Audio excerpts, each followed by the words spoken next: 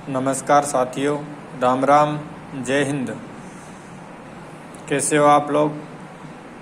मेरे ख्याल से अच्छे होंगे। और कोरोना काल में कृपया इधर उधर नहीं जाए और घर बैठे पढ़ाई करें। दोस्तों, मैंने रीजनिंग का इंग्लिश अल्फ़ाबेट टेस्ट का पार्ट 1 और पार्ट 2 का वीडियो अपलोड कर दिया था, जिसे आप लोगों ने देखा होगा। आज पार्ट 3 का अंग्रेजी वर्णमाला का दायां बायां ज्ञात करना। दोस्तों, अंग्रेजी में ABCD में A से Z की तरफ और Z से A की तरफ।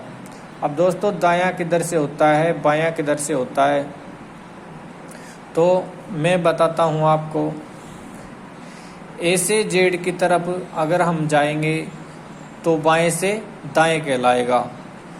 मतलब A से अगर ABCDEFG ऐसे करते हुए अगर Z की तरफ में जाएंगे तो बाएं से दायां कहलाएगा, और Z से A की तरफ जाएंगे तो दाएं से बायां कहलाएगा।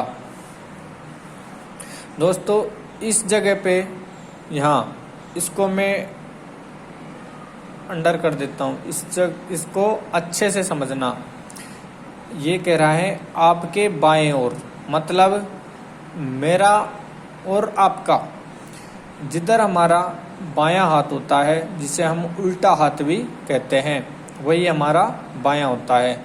तो आपके बाएं ओर मतलब आप जिस जगह पे हो या जिस भी अक्षर की ये बात करेगा, जब हम क्वेश्चन पढ़ेंगे तो जिस भी अक्षर की ये बात करेगा उस अक्षर से दाएं या बाएं, तो उसी अक्षर से देखना है हमको आपके बाएं और आपके दाएं ओर।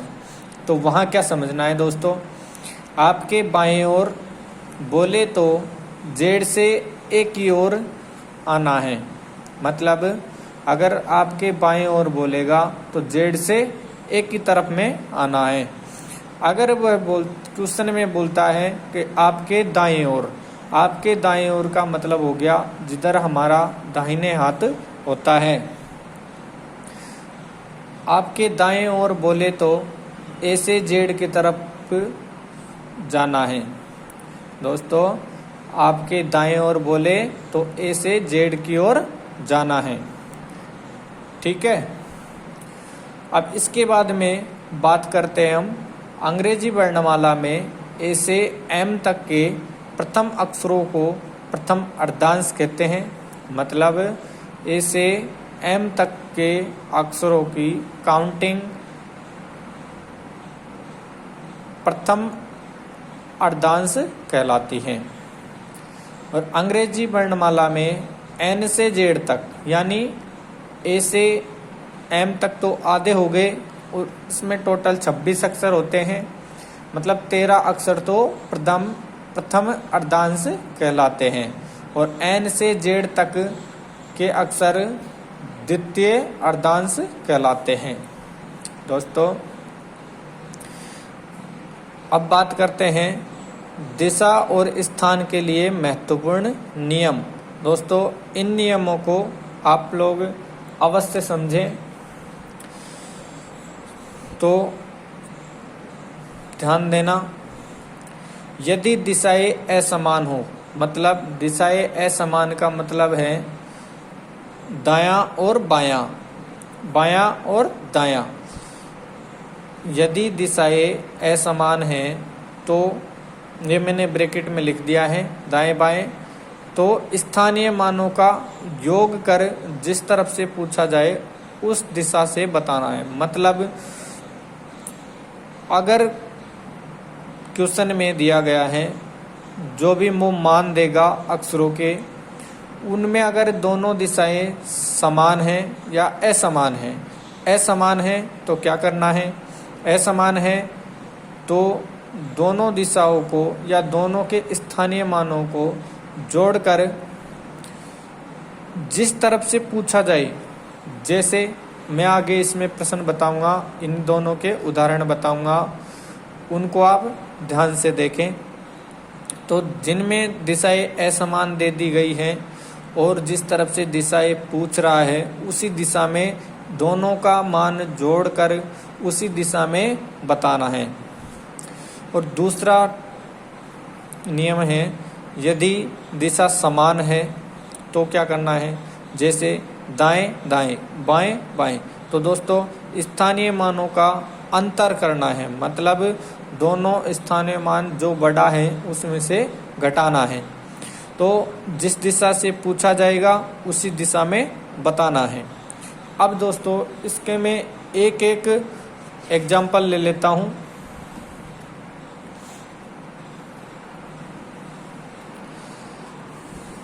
दोस्तों इसका एक एग्जाम्पल लेता हूँ, जैसे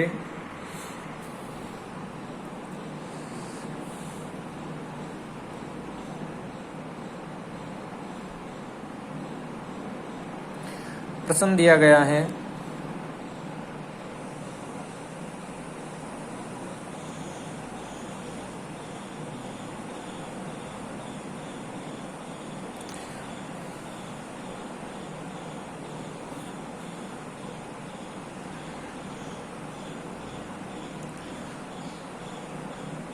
राम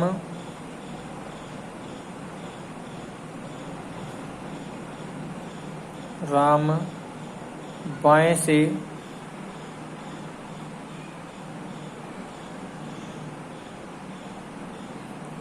बाएं से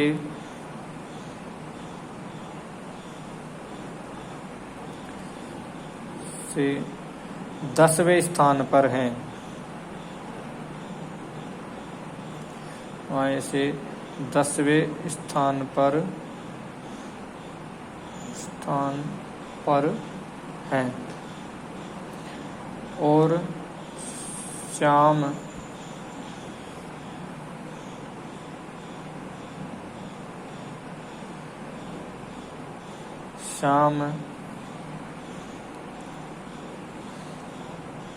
दाएं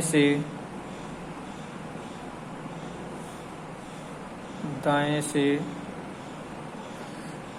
8वें स्थान पर हैं, 8वें स्थान पर हैं, 8वें स्थान पर हैं। तो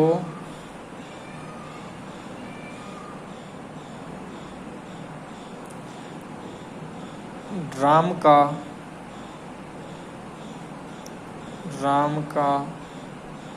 बाएं से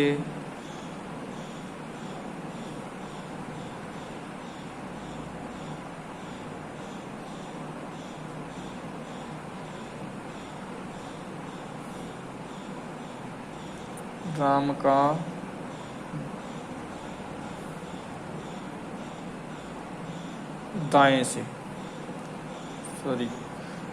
तो राम का दाएं से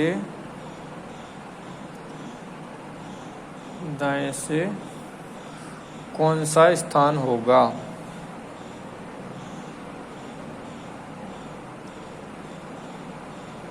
कौन सा स्थान होगा।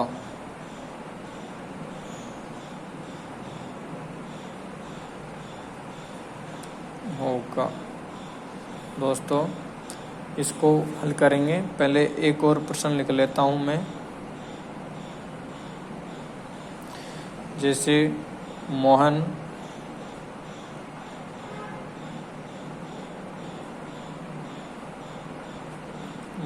का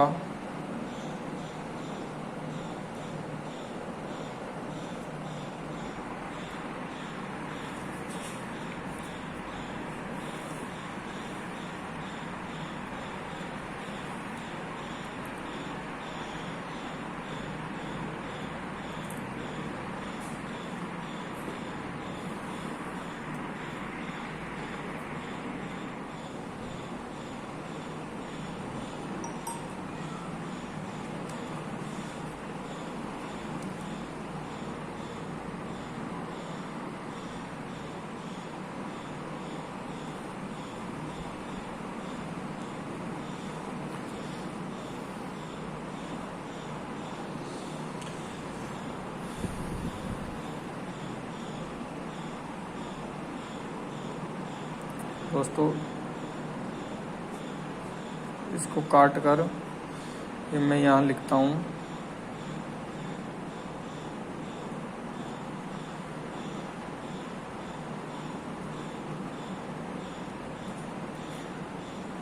अंग्रेजी वर्णमाला, अंग्रेजी वर्णमाला में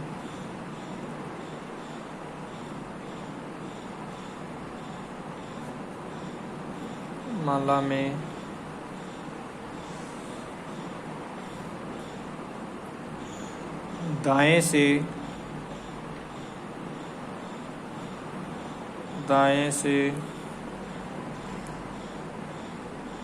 19वें अक्षर के दाएं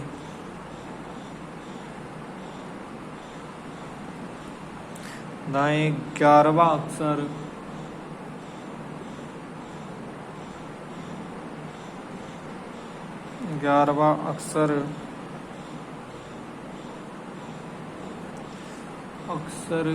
क्या होगा?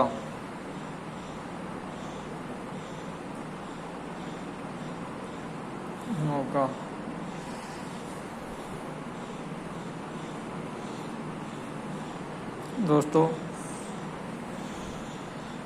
इसमें मैं आपको ऑप्शन भी दे देता हूँ।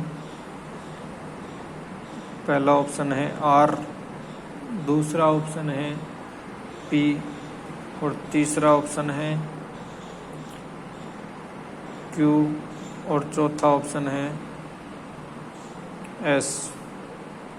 तो दोस्तों पहले तो मैं इस प्रश्न को करके दिखा देता हूँ आपको। तो राम बाएं से 10वें स्थान पर है और श्याम दाएं से 8वें स्थान पर है, तो राम का दाएं से स्थान क्या होगा? दोस्तों ये क्वेश्चन बैठक व्यवस्था का है, लेकिन मैंने इसमें थोड़ा चेंज कर दिया। इसमें ये दायां बायां पूछ रहा है, तो इसको मैं अक्षर वर्णमाला के आधार पर कर लेता हूँ। जैसे तो मैंने क्या बताया था, अगर अलग अलग दिशा दे दी गई है तो जोड़ना है और समान दिशा दी गई है तो घटाना है। तो यहाँ दे रखा है राम बाएं से 10वें स्थान पर है और श्याम दाएं से। तो दोस्तों इसमें बायां और दायां दोनों अलग अलग दिए गए हैं, तो लेकिन इस बात का हमको मुख्य ध्यान रखना होगा कि राम का ये पूछ रहा कहाँ से है? दाएं से दोस्तों। तो दाएं से कौन सा स्थान होगा? तो हमको इसमें दायां ही बताना है। तो दाएं से हो जाएगा दोस्तों, यहाँ अपना आंसर आएगा। तो इसमें करना क्या है? दोनों स्थानों को जोड़ना है, 10 और 8। तो 10 और 8 को अगर मैं जोड़ता हूँ तो ये स्थान आता है दोस्तों 18। अब दोस्तों अंग्रेजी वर्णमाला के आधार पर इसको कैसे समझना है? मतलब अब ये पूछ रहा है दाएं से, तो दोस्तों दाएं का मतलब क्या हो गया? दाएं से तो हम अगर जेड से एक ही तरफ जाएंगे तो उसका मतलब होता है दाएं से बाएं आना। तो ये दाएं से ही कह रहा है, तो अपन को क्या करना है दोस्तों?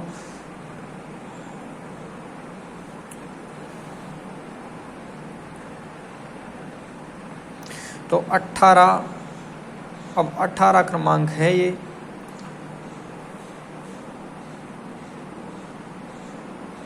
तो 18 पे दोस्तों कौन सा अक्षर होता है? तो 18 पे दोस्तों दाएं से देखना है।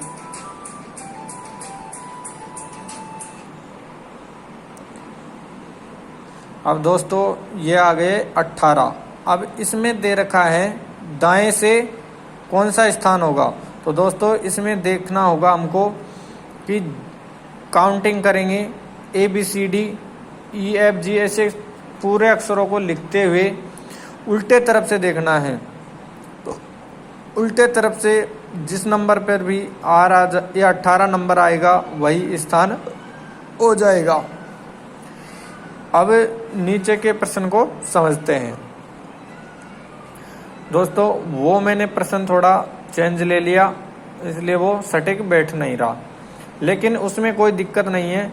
अगर मैं 18 नंबर पे लाऊं तो दोस्तों मेरे को थोड़ी ABCD लिखनी पड़ेगी। चलो मैं लिख ही देता हूं, ABCDEFGHIJKLMNOPQRSTUVWXYZ।